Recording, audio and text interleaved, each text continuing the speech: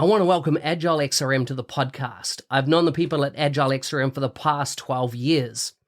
I've seen how their business process management tool can add massive value to complex organizational processes in sectors such as finance and government.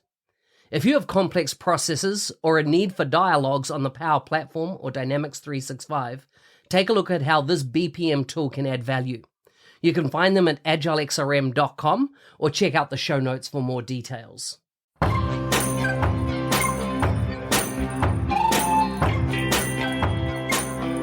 Welcome to the MVP Show.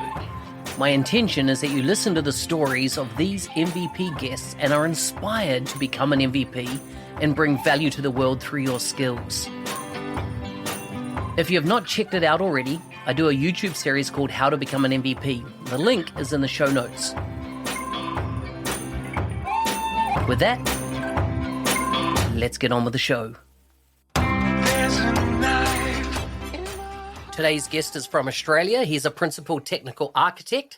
His first award is MVP in 2023. He loves solving complex business problems for enterprise customers, and he loves to share his learnings with the Microsoft Dynamics community via blogs and speaking of various community events. You can find links to his bio and social media in the show notes for this episode. Welcome to the show, Rachit. Thank you, Mark. I'm really excited to be at your show. I have been following your podcast for years now, and you have been inspiration to a lot of inspiring MVPs. So really happy to be here, and kudos to you for all the great work you do for the community. Thank you, sir. Thank you, sir. What part of Australia do you live in? I live in Victoria, Melbourne. Nice. Tell me, food, family, and fun, what do they mean to you? Everything that doesn't involve work. Yeah, that means a lot. That means life to me. So yeah, I think food coming from, I actually belong, I was born and brought up in India, in the northern state of Uttar Pradesh, and I belong to city of Taj Mahal, Agra. So it's famous for its food, and the food is really hot and spicy there.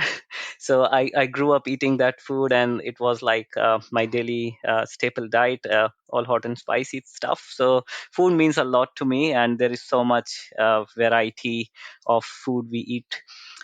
We grew up eating, so food is definitely something I look forward to. And to be honest, in Melbourne, I really find a rich variety of Indian food options available. So in that terms, Melbourne is really good from cultural blend perspective. So yeah, I moved to Melbourne almost 10 years back. It's my second home. Live here with my wife and 8-year-old daughter. And yeah, there is something new to explore in Melbourne. Like even after living for 10 years, there are places I go for the first time. So it's quite big and a lot of things to explore in Melbourne. It is a great city, and of course famous for its foodie culture, right? And coffee. In a former life, when I used to live in Australia, I spent one day a week in Melbourne, every week. So I'd fly down from Sydney. Just about the food and the hotness. What's generally the spice that creates the heat in your local Indian cooking? Yeah, that's a tricky one. So the thing with Indian cooking is the spice box. We have a lot of spice plantation happening in India. So like what I see here is people don't use a lot of spices when they cook food, but when it comes to Indian cooking, it's basically the right ratio of different spices which go into a particular dish.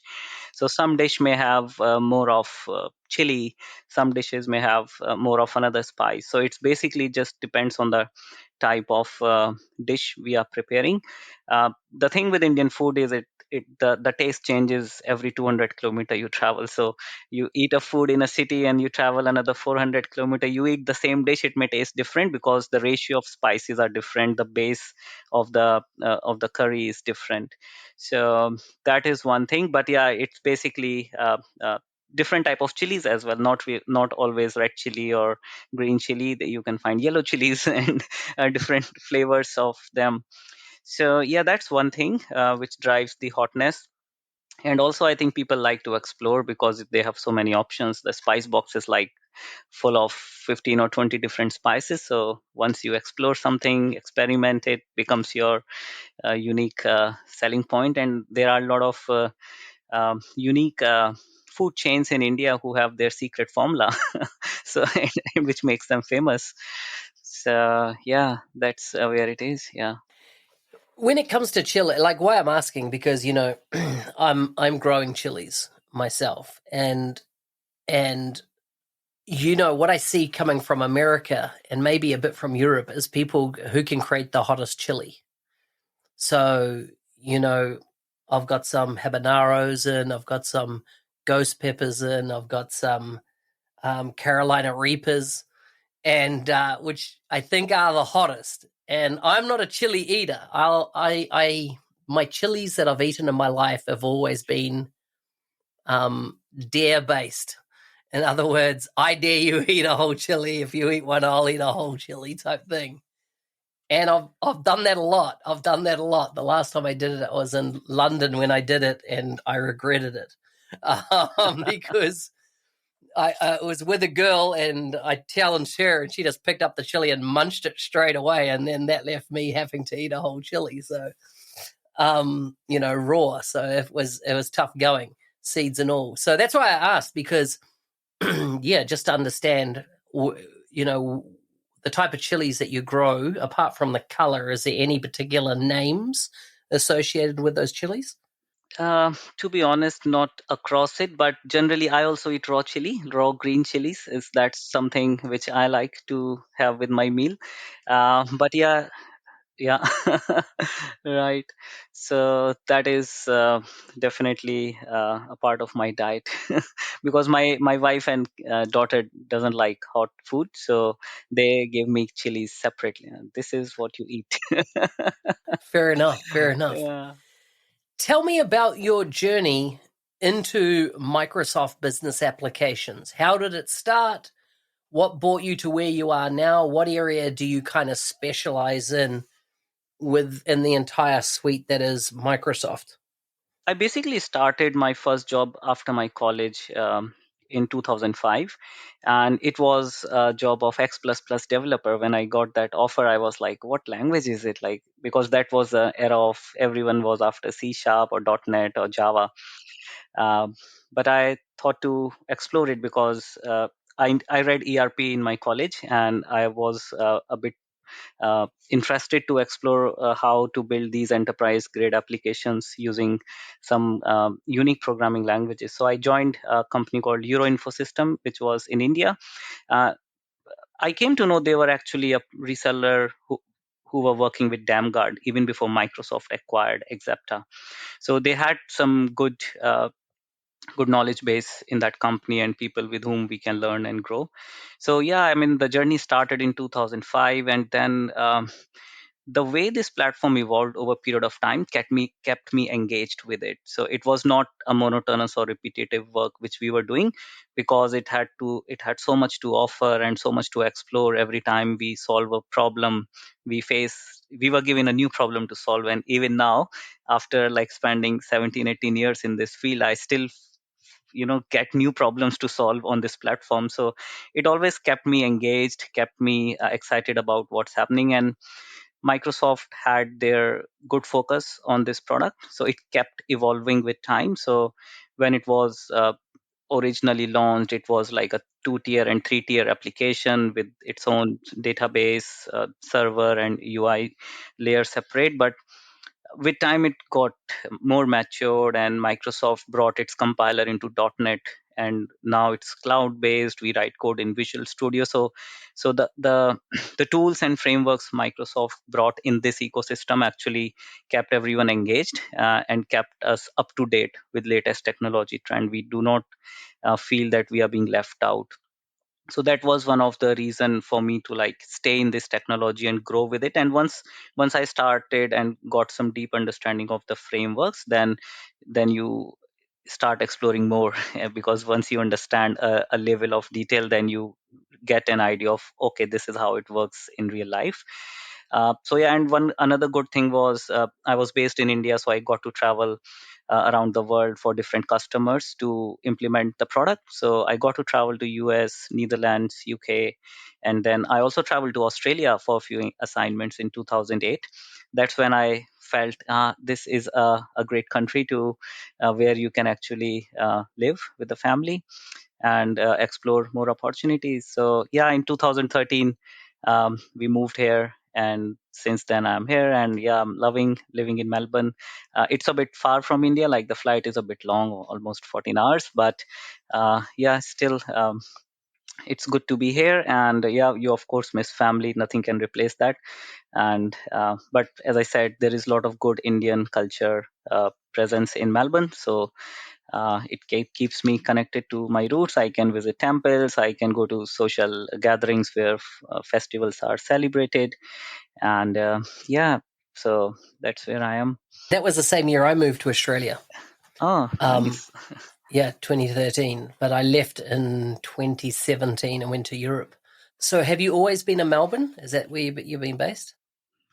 Yes, I have been based, like, the most of the time I've spent in Melbourne. I have traveled to Sydney, Brisbane for some assignment and travel purposes, but mostly my base has been in Melbourne. When I used to work there and I was building my practice, I brought a lot of people in from India, relocated them. Back then it was a 457 visa from memory, that you'd come to Australia on. And so the organization I was working for had a legal department that handled that for me. And so when there was a skill shortage, I was able to tap into some great minds, and out of India and bring them into Australia. Now, that, of course, is all pre pandemic. That was all around 2015, 16, 17. What is that still happening? Is there, in your community and connections, are you still seeing a lot of people immigrating from India in the tech sector to Australia? I know the visas were changed, but are you seeing that? Yeah, so 457 visa has been here for a long time. So I myself came on work visa. So Sable 37 was the partner for whom I was working when I came here. So 457 work visa is one of the key pathway for companies to bring talent to Australia. It still exists, and it has my. I think they have changed few laws around how long it is valid for. So initially it used to be valid for 4 years, but now I think it's valid for 2 years, and then you have to renew it for another 2 years. But it still is a pathway. During pandemic, there was bit of a pause, and did not see a lot of companies getting into sponsorship, because yeah, I mean, it's tricky to get to that stage where you can actually sponsor an overseas skilled professional, because you have to go through that layer of labor laws and a lot of declarations to be done at government side.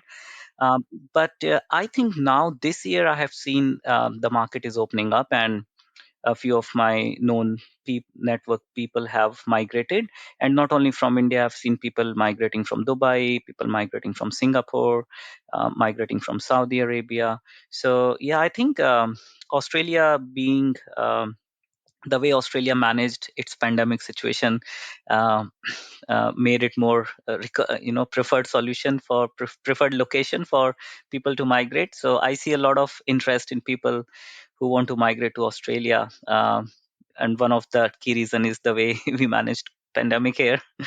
Yeah, yeah. But yeah, it is there. People are coming. I think it's opening up now. It's a good time. The market is. It all depends. Like, the market is growing. Companies are finding more projects now. So yeah, the demand is also increasing. What are you doing in the area of AI? Are you exploring AI from a personal use case? Are you exploring it for customers? What's the story with Dynamics 365 Finance and AI? What's your thinking around all these areas? Yeah, I think AI is definitely a game changer for a lot of applications, not just Dynamics, but the way we use technology in our day-to-day life is going to get impacted. And it has already started. Like, we are not in a phase where people only talk about it. There are good AI platforms which are already released, and companies have started adopting it. People in personal for their personal use have started adopting it. So I think it is definitely something which will become like a core skill in few years down the line. Even like it may get more interest when people are graduating or doing studies. It may become core part of their curriculum. I think I see it as a positive vibe that yes, there are some unique complex problems which technology can solve, especially in area of healthcare. The type of AI solutions which are coming and which can help people to recover from their illness in a more smooth way. I think it's gonna be having good impact. In terms of personal use, I actually showed it to my daughter, and she loves to play with Dali and creating some crazy images. And she like comes up with some crazy ideas and say, "Hey, Dad, let's try Dali and let's try to create an image." And she actually gave me some feedback that when I use some particular keywords, this is the type of image it created, and it was not what I expected. So the kids are like, she gave me a feedback, if I give it a long sentence, then it doesn't give me the right image, but if I give a very crisp precise instruction, it gives me what I asked for. So it was interesting to see how even kids are able to interpret the behavior and give a feedback. So I think the use cases are going to be too many. I think in Dynamics 365, Microsoft has started introducing AI embedded capabilities, especially using OpenAI in sales, marketing, where the customers, the interaction can be analyzed and automatic email reply can be drafted. Also, in terms of finance and operation, there is one capability which is using ChatGPT and OpenAI, which is around whenever a purchase order confirmation gets modified, what is the effect of this on other commitments and other purchase order, and how it can impact your supply chain. So there are some models which Microsoft is introducing in out of the box product. However, I think there are a lot of potential use cases which can be enabled. AI has been part of finance and operation, like there are demand forecasting functionalities which were available in the product from many years. There were planning optimization, master planning, which uses all these machine learning AI algorithm. But I think this whole new OpenAI and Chat GPT thing is also catching a lot of attention. It looks like in AI, it's a parallel world of AI where people don't like to talk much about machine learning and traditional AI regression algorithms, but they want to focus more on what Chat GPT can do to solve their problem. Yeah, large language models and generative AI, right, is all the focus at the moment. How did you become an MVP? What was the journey to MVP for you? Yeah, journey to MVP has been a long dream for me actually. When I was in my formative years, and when I traveled to actually Europe for one of my assignment, I met few MVPs. Kurt Hettlewick was one of them, and when I interacted with him, I got a bit of inspired from the way he thinks about not only about a solution for a customer, but his talks were more focused on industry. What can we do to revolutionize the problem for the industry? And that's where I came to know about MVP program, and I started looking about it.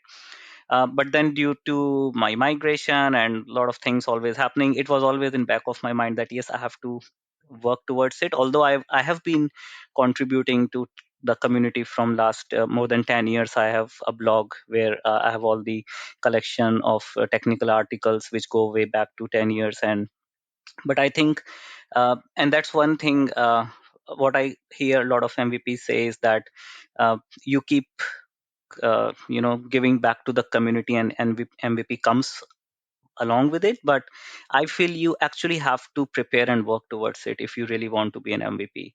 You have to bring a structure to your contributions. You have to sometimes go above what you normally do to get to that, to meet that benchmark. Because I felt like first time my MVP award was rejected, which is fine, because there were few things which were not in the right timing. So timing is all about what you have done in last 12 months. So what you have done in last 10 years is not the criteria, but what you have done in last 12 months is the criteria. So you might have written 50 blogs 5 years back, but that doesn't count now.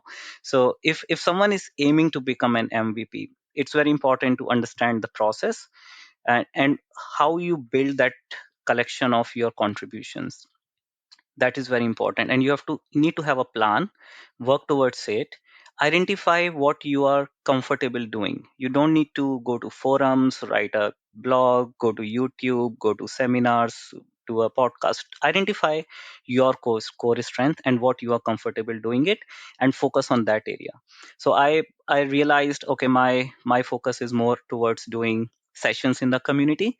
That's where I focused, and blogging. So I was mostly focused on blogging and doing sessions. So these were my two key areas.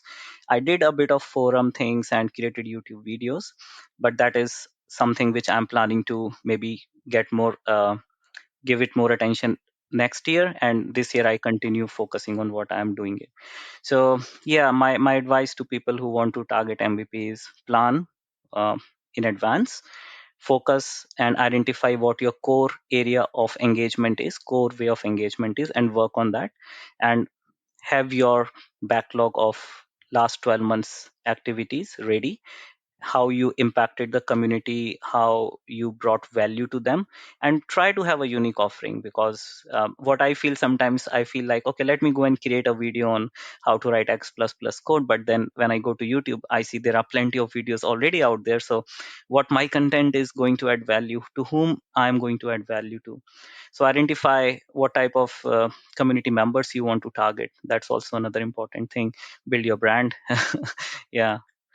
I like it. You've just given and provided the listeners a whole bunch of very, very valid, very relevant advice to becoming an MVP. So thank you so much, Rachit, coming on the show, because I think that if people just took that last piece of what you said from your experience and apply it, they could find themselves becoming MVPs before too long. Thank you for that, Mark. Yeah, I think it is important to understand what your journey is, and once you get MVP, then you feel really happy about it, because it's not something which just came by itself. You work for it, you had a goal which you have achieved, and that fuels your passion towards it. And now you can explore other areas, and you get into that network of MVPs. You can take their help to connect and establish more better brand in the market for yourself. Hey, thanks for listening. I'm your host, Business Application MVP Mark Smith, otherwise known as the NZ365 Guy. If you like the show and want to be a supporter, check out buymeacoffee.com/NZ365 Guy. Thanks again, and see you next time.